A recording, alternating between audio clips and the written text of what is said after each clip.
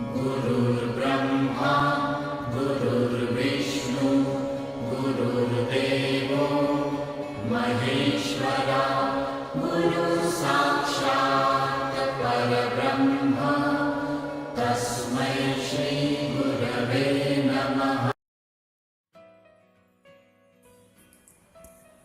ఇటీవలే పదవీ విరమణ చేశారు. పదవీ విరమణ చేశారు కానీ పెదవీ విరమణ చేయలేదు,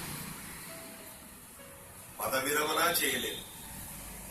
ఇతను నిరంతర కవి, గొప్ప పండితుడు, గొప్ప గురువు. దాదాపు 100కి పైగా పిహెచ్డి విద్యార్థులను, ఎంఫిల్ విద్యార్థులను తన మార్గదర్శనంలో వారిని ఈ సారస్వత వెలుగుల్లోకి తెచ్చినవాడు. వ్యక్తిగా ఆవేశపడు, ఆ ఆవేశమే అతన్ని గొప్ప కవిగా తీర్చిదిద్ది. అతని 7 కవితా సంపుటాల్లో ఏది ముట్టుకున్నా గోరువెచ్చగా తగులుతుంది. శర్మ గారు హైదరాబాద్కు వచ్చిన తర్వాత హైదరాబాద్లో ఉన్నటువంటి హిందీ మండలి, హిందీ కవులు, హిందీ పండితులు ఆయన రాకను ఎంతో స్వాగతించారు. ఆయన ఏ సభలో ఉన్నా ఆ సభకు ఆయన ఒక అలంకారం. ఆయన ఆధ్యక్షంలో ఆ సభ సారస్వత పరిమళాలను వెదజల్లుతూ ఉంటుంది. ఎంత గొప్ప పండితుడో అంత ఉదార గుణ భావ సంపన్నుడు. ఎవరు తమ పుస్తకానికి పీఠిక రాయమని వచ్చినా ఎంతో శ్రద్ధగా చదివి ప్రేమతో ఇప్పటిదాకా ఆయన 100కి పైగా పీఠికలు రచించాడు. దాన్ని బట్టి ఆయన ఎంత సహృదయుడో, ఎంత నిరంతర అధ్యయనశీలియో, ఎంతటి భావితరాల పట్ల ఆయనకు ఒక శ్రద్ధ ఉందో మనకు అర్థమవుతుంది. ఈ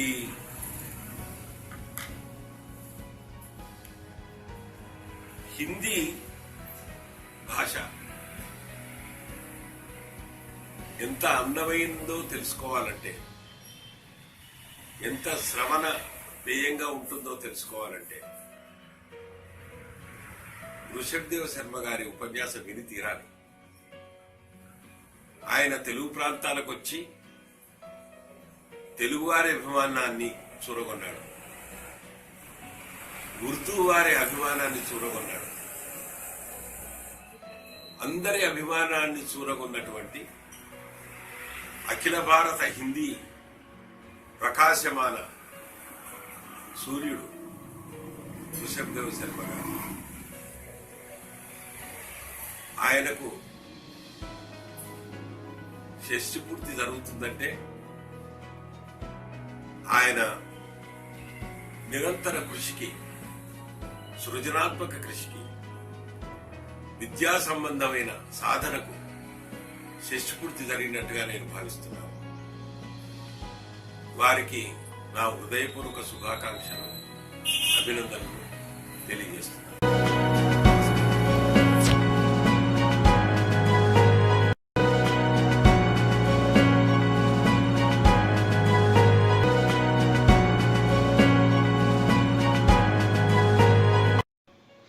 डॉक्टर ऋषभदेव शर्मा का जन्म 1957 ईस्वी में पश्चिमी उत्तर प्रदेश जिला मुजफ्फरनगर गांव गंगधाड़ी में हुआ। अपने माता पिता से विरासत में लोक संस्कृति और साहित्य की चेतना प्राप्त की तथा प्राथमिक शिक्षा के दौरान ही कविता और निबंध लेखन आरंभ कर दिया। आपका विवाह 1984 में डॉक्टर पूर्णिमा शर्मा से हुआ, जो स्वयं साहित्यिक विदुषी हैं। पुत्र कुमार लव नई पीढ़ी के सशक्त कवि हैं और पुत्री लिपि भारद्वाज एक सफल फोटो जर्नलिस्ट हैं।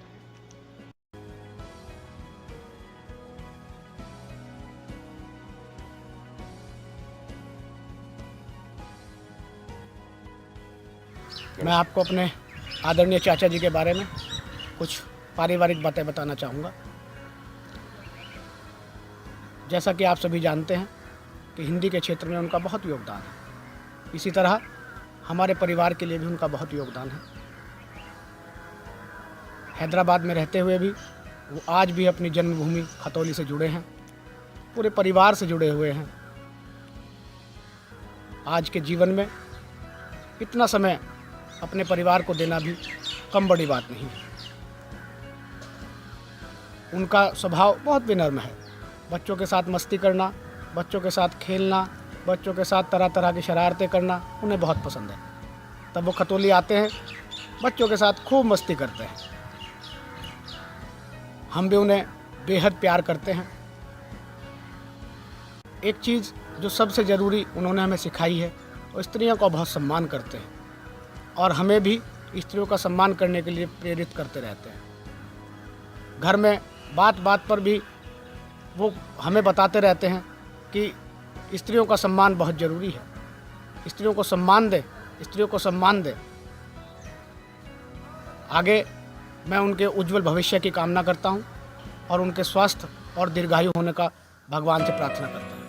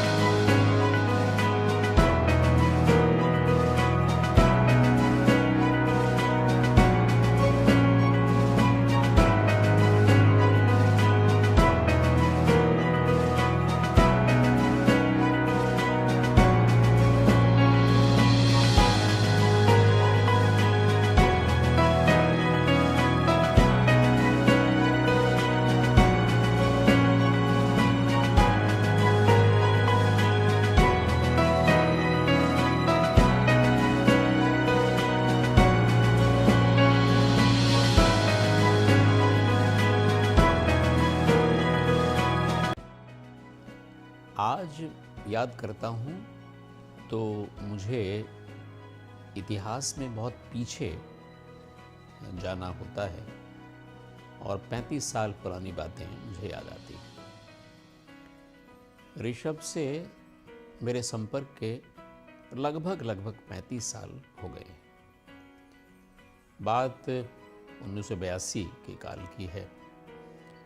मैंने अपनी टेलीविज़न की नौकरी छोड़ी थी और मैं शिक्षा में आने के उद्देश्य से एक साक्षात्कार देने के लिए खतौली गया था। उस समय की जो सबसे महत्वपूर्ण घटना मुझे याद आती है वो तेवरी काव्य आंदोलन का घोषणा पत्र जारी करने की घटना। 1982 में वो घोषणा पत्र जारी हुआ, यद्यपि आंदोलन की सुगबुगाहट कुछ साल पहले शुरू हो गई थी। बहुत अच्छे ढंग से वो घोषणा पत्र तैयार हुआ और वो एक संगोष्ठी में जारी किया गया। हम सबके गुरु डॉक्टर प्रेमचंद जैन उस गोष्ठी में शामिल थे। वो हिंदी में एक ऐसा आंदोलन था जो सिरे तो नहीं चढ़ सका, बहुत चर्चित तो नहीं हो सका, लेकिन उसके उद्देश्य बहुत अच्छे थे। वो आंदोलन कविता को आंतरिक लय के साथ साथ बाहरी लय से भी जोड़ना चाहता था। दोहे में जैसे 2 पंक्तियों में बात पूरी हो जाती है, वैसे 2 पंक्तियों में अपनी बात कहने की बात या कहने की शर्त उस आंदोलन में थी। और ये भी आशा की जाती थी उससे जुड़े हुए लोगों से कि वो सारी जो रचनाएं उनकी हों वो तुकांत हो। इसके पीछे हम लोगों का उद्देश्य ये था कि खतौली और उसके जैसे जो छोटे छोटे कस्बे हैं, गांव हैं हिंदुस्तान में, और वहाँ जो लोग रहते हैं जो बड़े असंतुष्ट हैं, अपनी सत्ता से, अपनी समस्याओं से बहुत परेशान हैं, वो लोग उसी प्रकार से कविताओं में अपनी बात कहें जिस प्रकार से कबीर के ज़माने में या तुलसी के ज़माने में कहा करते थे। विषय वस्तु की दृष्टि से तेज तर्रार विषय वस्तु की बात थी, उसका समर्थन लोग करते थे। भाषा बड़ी धारदार होनी चाहिए, ये बात की जाती थी।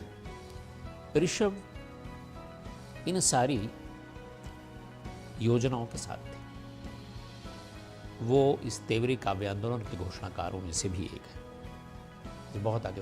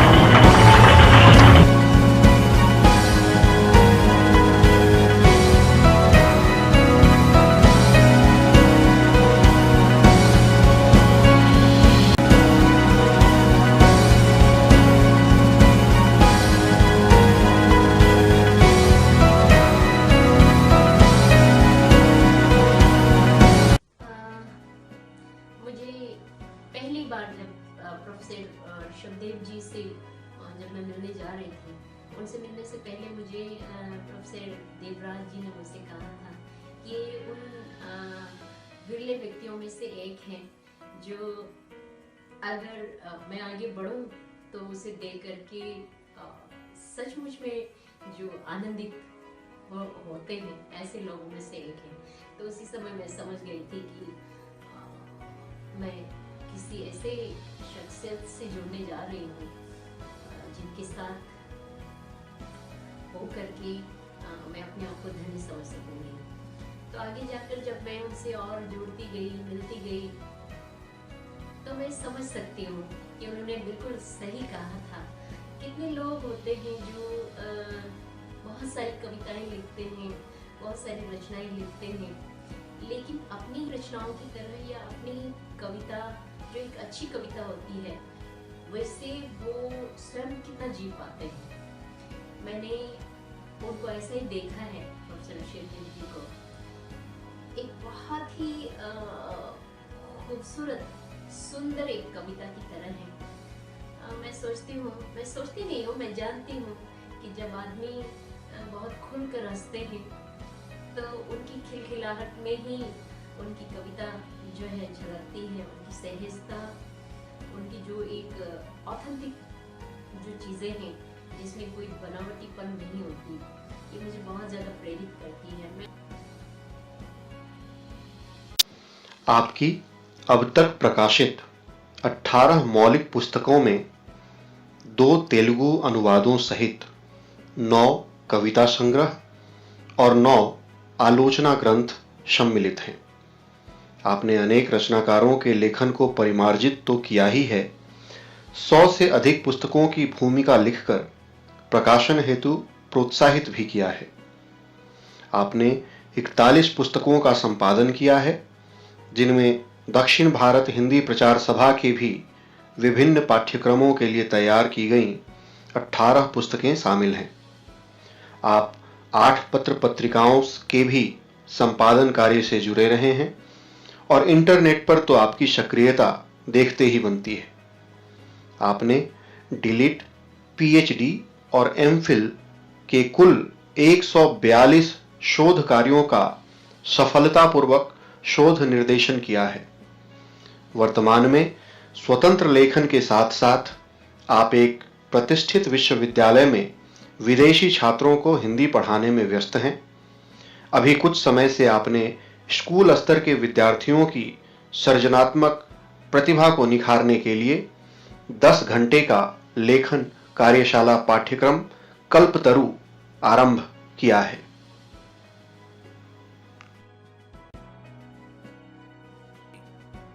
डॉक्टर ऋषभदेव शर्मा डॉक्टर ऋषभदेव शर्मा मूलतः विज्ञान के छात्र रहे हैं। उसके बाद सैनिक कर्म में उनका प्रशिक्षण हुआ है, फिर हिंदी साहित्य के क्षेत्र में उनका आगमन हुआ है। इस तरह से उनके जीवन में देखेंगे तो विज्ञान के छात्र की तार्किकता, सैनिक का अनुशासन और साहित्य के शिक्षक का मस्त मतवालापन, तीनों चीजें उनके व्यवहार में, उनके चरित्र में, उनके दिनचर्या में देखने को मिलती है। मेरा परिचय डॉक्टर प्रोफेसर दिलीप कुमार सिंह ने कराया उनसे। वो उनका जलहास में जैसे बात करते थे तो लगता था कि डॉक्टर ऋषभदेव शर्मा और डॉक्टर दिलीप सिंह तीर और तंदुर की तरह मिले जुले। तो मेरे मन में स्वाभाविक इच्छा थी, चाह थी कि डॉक्टर ऋषभदेव शर्मा से मिला जाए। बहुत वर्षों बाद हमारा मिलन एक शैक्षिक परिसर में हुआ। तो उन्होंने अपना परिचय दिया, मैंने अपना परिचय दिया। उसके बाद तो ठहाकों का ऐसा वातावरण बना कि पूरा फिजा बदल गई। उनके अध्यापकीय जीवन को यदि मैं देखूं, डॉक्टर हरिवंश राय बच्चन, महादेवी वर्मा, पंत जी, ये सभी जितने भी पढ़े लिखे साहित्यकार रहे हैं, साहित्य सेवक रहे हैं और अध्यापक रहे हैं, उन सभी का मिला जुला स्वरूप इनके चरित्र में देखने को मिलता है।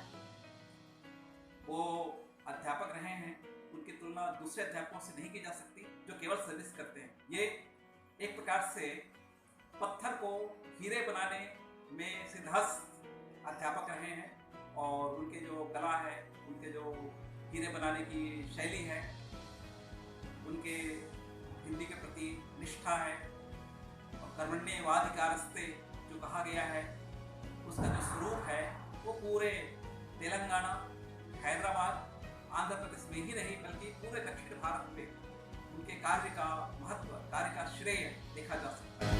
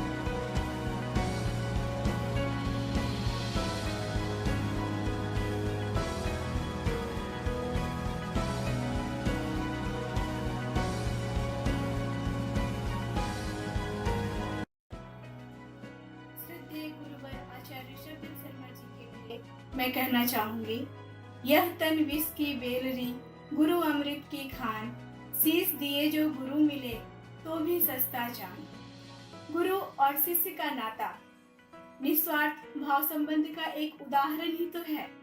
इस संबंध में निहित स्नेह, आत्मीयता और वात्सल्य के भाव को शब्दबद्ध कर उसे सीमित कर देने का दुस्साहस मुझसे नहीं होगा।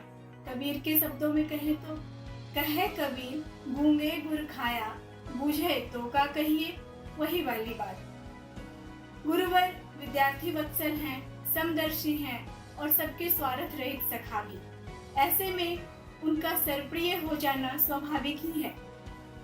मेरे मंतव्य में सर वह वट छां है जहाँ हर थका हारा मन विश्राम पा सकता है, जहाँ सबके लिए जगह है, लेकिन कुछ सीमाओं के साथ। वे सीमाएं हैं कि चाटुकारिता, स्वार्थपरता, अकर्मण्यता, अनुशासनहीनता, पक्षपात और दुराव जैसे भावों के लिए यहाँ नो एंट्री का बोर्ड टंगा हुआ है।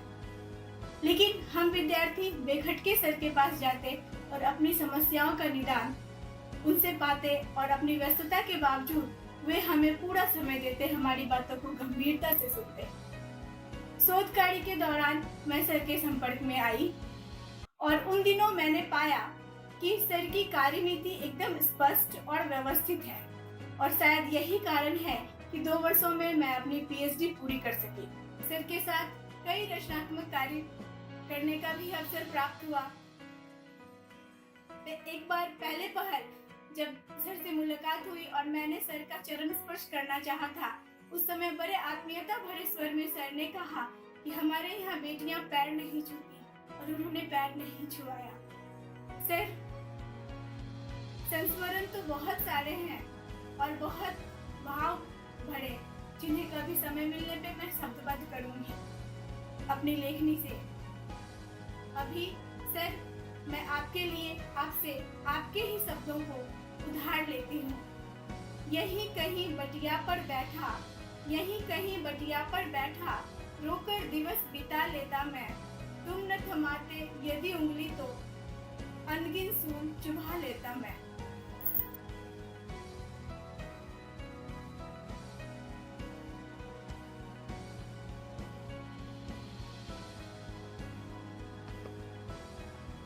नमस्ते, मेरा नाम खुशबू, जो ऋषभदेव शर्मा जी के जीनी विद्यार्थियों में एक है। सर के बारे में मैं ये कहना चाहती हूँ कि सर हिंदी, संस्कृत, भारत सभ्यता के बारे में एक बड़े विशेषज्ञ हैं। उनकी कक्षाएं हमेशा दिलचस्प और मज़ेदार हैं।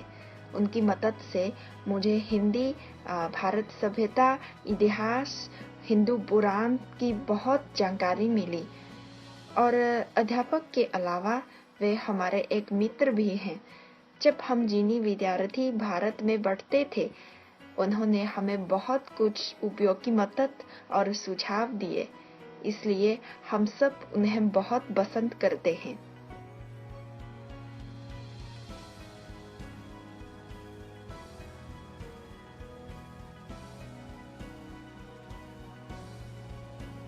प्रोफेसर ऋषभदेव शर्मा अपने विद्यार्थियों के बीच शर्मा सर के नाम से काफ़ी लोकप्रिय प्रसिद्ध हैं।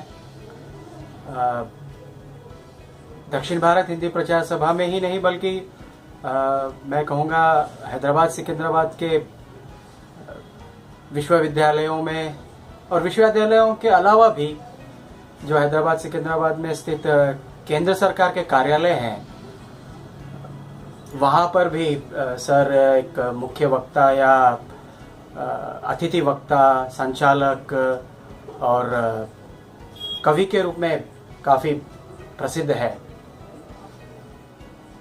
सर से मेरी मुलाकात दक्षिण भारत इसमें स्वतंत्र वार्ता में उनके द्वारा लिखी जाने वाली समीक्षाओं के माध्यम से मेरा परिचय हुआ था शुरू में, और उनसे रूबरू होने का मौका मुझे एक बार कविता के माध्यम से ही हुआ है। काफ़ी अटपटी सी कविता थी, मीन्स मेरे लिए खास करके शब्द भी कुछ अलग अटपटे लगे मुझे भी बाद में जब मैं पढ़ता हूँ उस कविता को तो भी। लेकिन सर ने कभी भी अगर कोई रचना उनके सामने हम लेके जाते हैं या कुछ लिखा हुआ रखते हैं तो कभी उसमें कमियां नहीं खोजते हैं, बल्कि उन्हें अच्छा ही दिखाई देती है और अच्छाई दिखाई देने के साथ साथ वो अपना नए लेखकों और रचनाकारों का मार्गदर्शन भी करते हैं। हैदराबाद सिकंदराबाद में जो आज स्थापित अनुवादक या कवि है, लेखक है, रचनाकार हैं, उनसे प्रशंसा पाना यानी उनके लिए एक प्रमाण पत्र प्राप्त करने जैसा भी होता है।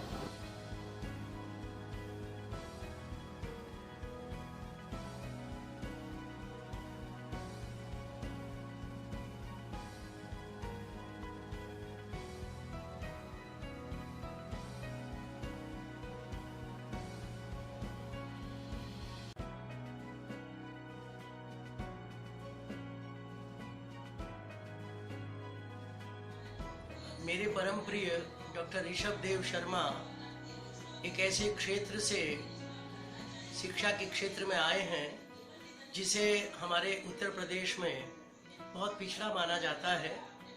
मुजफ्फरनगर जिले में खतौली क्षेत्र से ऋषभ देव ने अपनी शिक्षा पूरी की, एमए किया, पीएचडी किया और उसके बाद हिंदी के क्षेत्र में वे तेवरीकार के रूप में आए। तेवरी एक नई विधा थी जिसे ऋषभ देव और उनके मित्र देवराज ने यहाँ शुरू किया।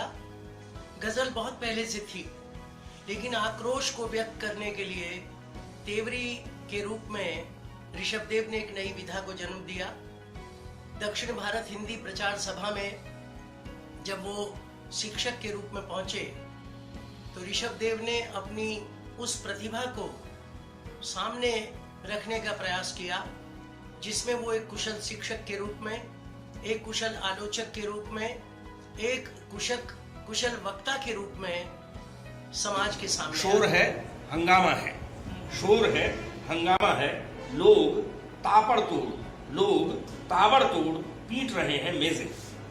शोर है, सन्नाटा है, शोर है, हंगामा है, लोग ताबड़तोड़ पीट रहे हैं मेजें और सोच रहे हैं हिंदुस्तान बहरा है। शोर है, हंगामा है, लोग ताबड़तोड़ पीट रहे हैं मेजें और सोच रहे हैं हिंदुस्तान बहरा है।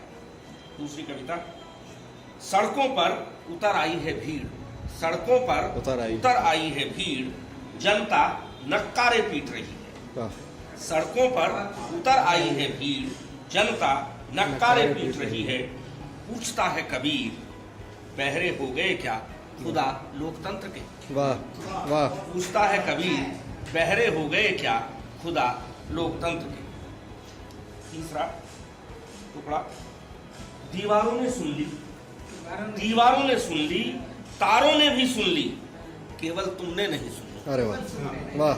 दीवारों ने सुन ली, तारों ने भी सुन ली, केवल तुमने नहीं सुनी मेरे मन की बात। वाह वाह। आखिर तुम ठहरे जन्मों के बहरे। वाह। कि दीवारों ने सुन ली, तारों ने भी सुन ली, केवल तुमने नहीं सुनी मेरे मन की बात, आखिर तुम ठहरे जन्मों के बहरे। प्यार का पर्याय पूछा सिंधु से कल शाम, बालुका पर लिख गई लहरें तुम्हारा नाम। डॉक्टर ऋषभ देव शर्मा समंदर की उन लहरों के समान हैं जो हम हमारे दिलों पर अपनी मुस्कुराहट से दस्तखत करना जानते हैं। हम हैदराबाद वासियों के लिए निहायत ही खुशी का विषय है कि डॉक्टर शर्मा एक संस्थान के रूप में हमारे बीच हैं। अपने शब्दों के माध्यम से, अपने शब्दों की और उन रंगों के माध्यम से वो इंद्रधनुष को रचना जानते हैं। हम लोग उन छोटे छोटे परिंदों के समान हैं जो डॉक्टर शर्मा जी के वृक्ष रूपी शाखाओं पर और छोटे छोटे घरौंदे बनाते हैं। मैं देहरादून की वादियों से आशीष नैथानी आपको जन्मदिन की बहुत बहुत शुभकामनाएं प्रेषित करता हूँ। हम कितने बरस साथ रहे, हम कितने बरस साथ रहे, एक दूसरे की बोली पहचानते हुए भी चुपचाप रहे। हम कितने बरस साथ रहे, एक दूसरे की बोली पहचानते हुए भी चुपचाप रहे, चुपचाप रहे। आज जब खो गई है मेरी जुबान, आज जब खो गई है मेरी जुबान, तुम्हारी सुनने और देखने की ताकत, छटपटा रहा हूं मैं तुमसे कुछ कहने को। बेचैन हो तुम मुझे सुनने देखने को। हमने वक्त रहते बात क्यों न की, हमने वक्त रहते बात क्यों न की।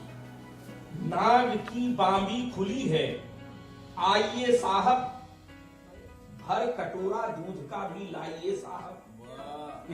नाग की बांबी खुली है, आइए साहब, भर कटोरा दूध का भी लाइए साहब। और टोपियों के हर महल के द्वार छोटे हैं, छोटे हैं। टोपियों के हर महल के द्वार छोटे हैं। और झुककर जाइए साहब, और झुककर जाइए साहब। खोज रहा था मैं, सूरज को खोज रहा था संविधान की पुस्तक में।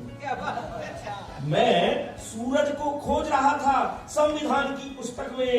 मेरा बेटा बोला, पापा रोशनदान जरूरी है। मैं सूरज को खोज रहा था संविधान की पुस्तक में। मेरा बेटा बोला, पापा रोशनदान जरूरी है। और जिनके भीतर तंग सुरंगे, कि जिनके भीतर तंग सुरंगे अंधकूप तक जाती है। जिनके भीतर तंग सुरंगे अंधकूप तक जाती हैं, उन दरवाजों पर खतरे का बड़ा निशान जरूरी है। उन दरवाजों पर खतरे का बड़ा निशान जरूरी है। विद्यार्थियों के परम प्रिय गुरु शर्मा सर, हाँ, इसी नाम से हम सब उन्हें पुकारते हैं। जटिल से जटिल विषय को भी सरल और सुबोध ढंग से पढ़ाते हैं। मुझे तो हर वक्त टोक देते थे, अल्प प्राण और महाप्राण ध्वनि उच्चारण में। जब वे नहीं टोकते तो मुझे ऐसा लगता है कि सर मुझसे नाराज़ हैं। मुझ जैसे नवलेखकों को प्रोत्साहित करने के लिए वे हमेशा यही कहते हैं, अरे जी कुछ भी लिखिए, कहीं से भी लिखिए, हो जाएगा।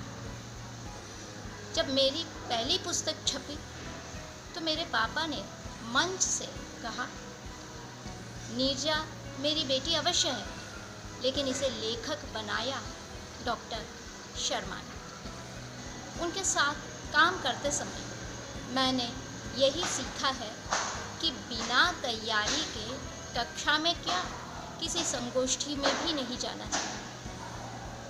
सहलेखक के रूप में उनके साथ काम करते समय मैंने यह अनुभव किया कि सतत शोधार्थी बनकर रहना चाहिए, क्योंकि उनके भीतर निहित शोधकर्ता हमेशा सक्रिय रहता है और तथ्यों को परखता रहता है।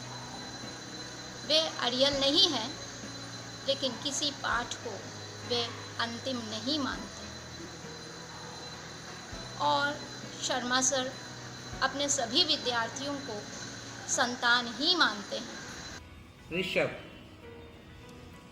1996 में हैदराबाद में आया। ऋषभ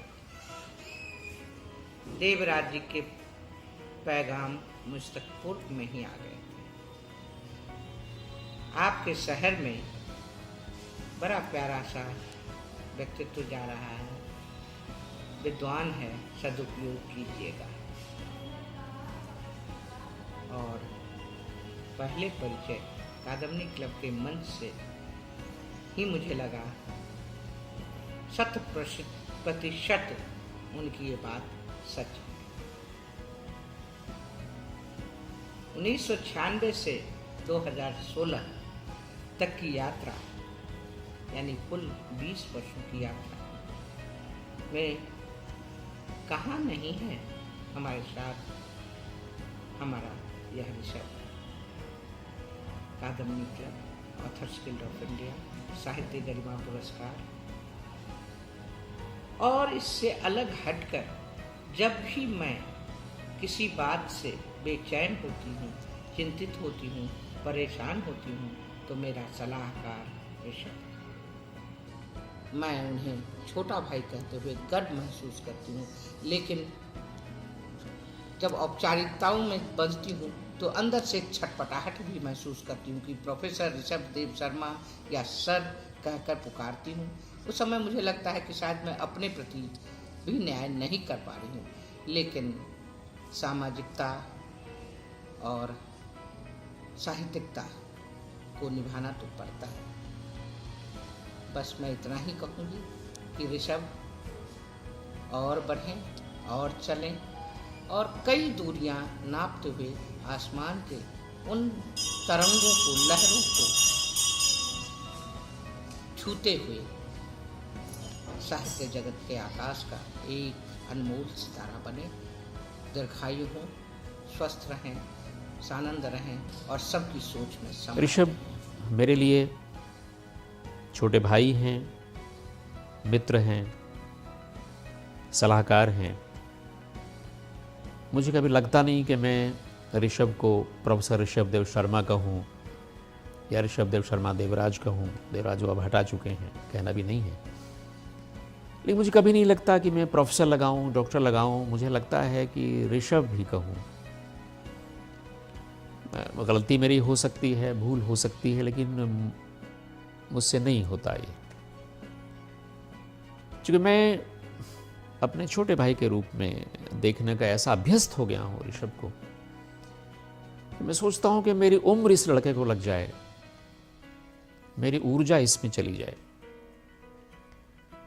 और ये हिंदी के लिए, हिंदीतर भाषी लोगों के लिए, हिंदी के अतिरिक्त जो भारतवर्ष की हमारी भाषाएं हैं जो बड़ी समृद्ध हैं, उनके लिए लगातार काम करे, जितना हो सके उतना काम करे। वो काम करता भी है। बहुत कुछ है मेरे पास कहने के लिए। अभी समेटता हूँ चीज़ों को। मैं अपने ऋषभ को शुभकामनाएं देता हूँ 60 वर्ष पूरे होने पर, और ये कामना करता हूँ कि हमेशा सक्रिय रहे मेरा ऋषभ।